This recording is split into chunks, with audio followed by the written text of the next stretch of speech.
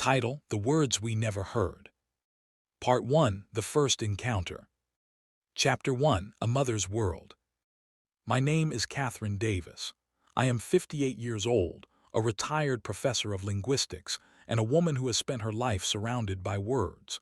French, Spanish, Italian, they flow through me like a second nature. But life has taught me that language is never just about grammar or vocabulary. It is about the secrets people hide behind polite smiles, the judgments they make, and the words they whisper when they think no one is listening. I live in a modest house filled with books, memories, and the scent of lavender from my garden. My hands are rough from years of cooking and tending roses. I do not own designer clothes or expensive jewelry. I am, by all appearances, an ordinary woman. But I am also the mother of Jacob Davis, my only son, the light of my life. I lost my husband Thomas when Jacob was just 3 years old. Thomas was a French-American architect with dreams as big as the sky. Cancer took him too soon, leaving me to raise Jacob alone. I poured every ounce of my love and strength into that boy. He grew up to be an engineer, brilliant, hardworking, and kind. He never asked for anything. He earned everything through sweat and determination. And then he met Emily. Emily Montgomery was an architect just like Thomas. She was bright, warm, and deeply in love with Jacob. When Jacob introduced her to me, I knew she was the one. I saw the same light in his eyes that Thomas once had for me. But Emily's family was another matter entirely. The Montgomerys were old money, wealth, status, and privilege wrapped in designer clothes and cold smiles. Emily's father Richard was a powerful businessman. Her mother Victoria was a society matriarch who measured people by their bank accounts. Her younger sister Sarah was a mirror image of her mother, sharp, calculating, and fiercely protective of their family's image. When Emily introduced Jacob to her parents, they were not impressed. In their eyes, Jacob was a nobody, a boy from a modest background with no family name, no trust fund, no connections. Emily fought for him, refusing to back down. Eventually, her parents agreed to meet me. Chapter 2: The Dinner at My House. The evening arrived like a storm cloud. I prepared for weeks, deep-cleaned every corner, polished my best china, and cooked an Italian feast from my heart. I wanted them to see that my home was not poor, just simple, that my life was not lacking, just different. When they arrived, I felt their eyes dissecting everything. Richard shook my hand with practiced politeness. Victoria glanced around my living room as if assessing a hotel room. Sarah didn't even bother to hide her sneer. We sat down to dinner. The conversation was painfully superficial. Then, during dessert, Victoria turned to Sarah and spoke in French. "Sarah, this woman's son is no match for our Emily. Look at how he eats. Has he never seen proper cutlery? And his mother, she looks like a servant, not a hostess. Her home is a library, not a residence of any class." Sarah giggled. "Mother, you're ruthless, but you're right. Father should have stopped this engagement. Emily deserves better than this. They are common." Victoria sighed. "Richard loves Emily too much to see reason, but this boy has nothing. No money, no status, no future. And his mother, she probably can't even spell her own name in French." They laughed quietly. I sat frozen, my fork hovering over my tiramisu. My heart pounded, but my face remained calm. They had no idea that French had been part of my life for over 30 years, that Thomas and I spoke it every day, that I had a doctorate from the Sorbonne, that I had written books on French phonetics. I said nothing. I let them dig their own grave. Part 2: The Revelation. Chapter 3: The Plan. That night I lay awake, replaying their words. They had insulted my son. They had mocked my life. But I didn't feel anger, I felt resolve. I decided to teach them a lesson, not with cruelty, but with truth. I would show them that a common woman could speak their precious language better than they ever could. I would show them that integrity mattered more than inheritance. I called Jacob and suggested a second dinner. this time at a fancy French restaurant called Le Ciel Étoilé. He was hesitant, but I insisted. Trust me, Jacob, this is for Emily and for you. Chapter 4: The French Restaurant. I dressed carefully that evening. A deep blue silk dress, my pearl earrings, my silver hair pinned elegantly. I looked like a woman of dignity, not of wealth. When I arrived, the Montgomerys were already seated. Victoria was dripping in diamonds. Sarah wore a designer gown. Richard was immaculate in his suit. They looked at me, and I saw a flicker of surprise. Perhaps they had expected me to show up in rags. We ordered. Victoria immediately showed off her French, demanding a bottle of Chateau Margaux in her best accent. Une bouteille de Chateau Margaux, s'il vous plaît, bien fraîche. The waiter nodded.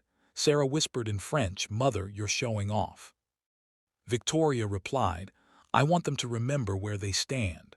This is our world, not theirs." I kept my face neutral. Then when the waiter returned, I spoke. In flawless, elegant French, I said, "Monsieur, pourriez-vous me recommander un plat typiquement lyonnais? Je pense que les canelles de brochet seraient parfaits." The waiter's eyes widened. "Madame, vous parlez français comme une native. Je vous les recommande chaleureusement." I smiled. "Merci, monsieur." The table went silent. Chapter 5: The Unmasking. Richard cleared his throat. "Mrs. Davis, you speak French." I looked at him calmly. "Yes, Mr. Montgomery, fluently. My late husband was French. I have a doctorate in French literature from the Sorbonne. I taught the language for 30 years. I've written 3 books on it." Victoria's face drained of color. Sarah's jaw dropped. Emily looked stunned. Jacob stared at me in awe. Then I turned to Victoria. I gave her a quiet, knowing smile. She understood immediately. I had heard everything she said at my house. She opened her mouth, but no words came. I didn't humiliate her further. The silence was enough. Chapter 6: The Apology. The rest of the dinner passed in a daze. The Montgomerys barely spoke. When the meal ended, Victoria finally found her voice. "Mrs. Davis," she said, her voice trembling, I owe you an apology. I said things that were cruel and thoughtless. I did not know you understood French, but that is no excuse. I was arrogant and judgmental. I am deeply sorry." I looked at her and saw that her apology was genuine. I decided to be gracious. "Mrs. Montgomery," I said, "I accept your apology, but I need you to understand something. My son Jacob is the best person I know. He is honest, hardworking, and kind. He loves Emily with all his heart. He may not have your money, but he has integrity. And to me, that is worth more than all the gold in the world." Richard nodded slowly. "You're right, Mrs. Davis. We judged Jacob by the wrong standards. We were foolish. We have been so blinded by our world that we forgot what truly matters." Emily squeezed my hand. "Thank you, Catherine. You were so strong." Jacob hugged me. "Mom, you're amazing. Why didn't you tell me?"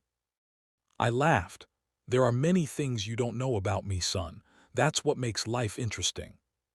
Part 3: The Transformation. Chapter 7: A New Beginning. In the weeks that followed, something shifted. The Montgomerys began to treat me with genuine respect. Victoria called and invited me to lunch. "Catherine," she said, her voice softer than I had ever heard it, "I have been thinking about that night, about everything I said. I was so wrapped up in my own world that I never stopped to consider other people's feelings. You showed me that a person's worth is not measured by their bank account." I nodded. "We all make mistakes, Victoria. The important thing is that we learn from them." We began to spend more time together. She told me about her own struggles, her cold childhood, her fear of being seen as weak, her pressure to maintain appearances. I listened. I understood. "You're a good person underneath all that armor, Victoria," I told her. "Let it show." She cried, and for the first time I saw the real woman behind the mask. Chapter 8: Sarah's Chain. Sarah was slower to come around. She was still distant, still cold. One evening she showed up at my house in tears. "Catherine," she sobbed, "I'm engaged to a man I don't love.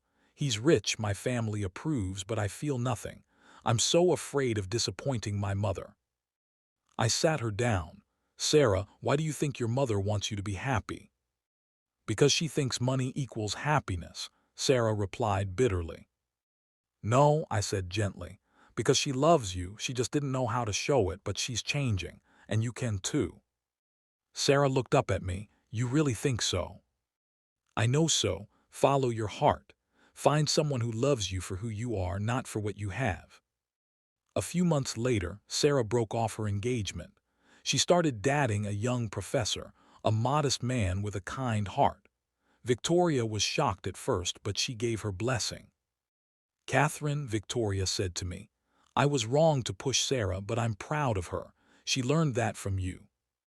I smiled. She learned it from herself. I just helped her see what was already there. Chapter 9: The Wedding. The wedding was beautiful, a vineyard, fairy lights, laughter, and joy. Emily looked radiant. Jacob was glowing. As they exchanged vows, I cried tears of happiness. Richard gave a speech. He stood before the crowd and said, "When Emily first introduced us to Jacob, I was skeptical. I had my own ideas about what was right for my daughter. But I was wrong. Jacob is a man of integrity, of hard work, of honor. And Catherine Davis, his mother, has more dignity and grace than anyone I have ever met. I am proud to call them part of my family." The applause was thunderous. Jacob hugged me. "Mom, you did this." I shook my head. "No, Jacob, you did, just by being yourself." Part 4: Life After the Wedding. Chapter 10: A Growing Bond. After the wedding, the two families grew closer. Victoria and I became genuine friends. She began taking French lessons, determined to learn. "I want to understand your world," she said, "and I want to talk to you in a language you love." We spent every Tuesday together, drinking tea and practicing French. She was slow, but she was determined. "I still can't believe you heard everything we said that night," she said one day, shaking her head. "I must have sounded so foolish." "Everyone says things they regret, Victoria, but you changed. That's all that matters." She took my hand. "You are one of the kindest people I've ever met, Catherine. You could have hated me. Instead, you showed me compassion." "That's because I believe in second chances," I said, "and I believe people can grow." Chapter 11: Grandchildren and Joy. A few years later, Emily gave birth to twin girls, Lily and Rose. I became a grandmother, the greatest joy of my life. I read to them in French, sang them lullabies Thomas had taught me, and watched them grow into curious, intelligent little girls. Victoria doted on them too. She bought them art supplies, taught them about fashion, and more importantly, taught them about kindness. One afternoon, as we watched the twins play in the garden, Victoria turned to me. "You know, Catherine," she said, "when I first met you, I thought you had nothing, but you gave me more than I could ever have imagined. You gave me friendship. You gave me perspective. You opened my eyes to what really matters." I took her hand. "And you gave me a chance, Victoria. That's all anyone can ask for." Epilogue: The Legacy. Years passed. The children grew, and the families remained close. The Montgomerys learned to value people for their character, not their bank accounts. I wrote a book about my experiences called The Words We Never Heard. It became a bestseller. I donated the proceeds to scholarships for underprivileged students. On my 70th birthday, the whole family gathered at my small house. Jacob, Emily, Lily, Rose, Victoria, Richard, Sarah, and her husband. We ate, laughed, and cried. Victoria gave a toast. "To Catherine," she said, "the woman who taught us that the richest people are not those with the most money, but those with the most love. She changed our family forever. She gave us a new language, not French, not English, but the language of kindness." I stood, tears streaming down my face. "My dear family," I said, You have given me more than I could have dreamed. You taught me that even in the darkest moments there is light, and that the most beautiful words are not spoken, they are lived. We raised our glasses, and in that moment, surrounded by the people I loved, I knew I had lived a life worth living. Final thoughts. Looking back, I realize my story is not about revenge. It's not about being right.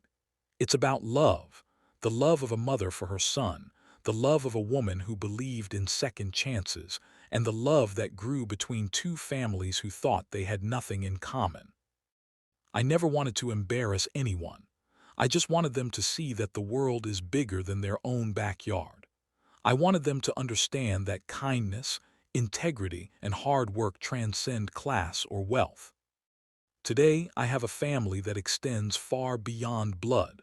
I have grandchildren who call me Grandmere, a daughter-in-law who is my best friend, and in-laws who treat me with respect. And I have Victoria, once my adversary, now my dearest friend.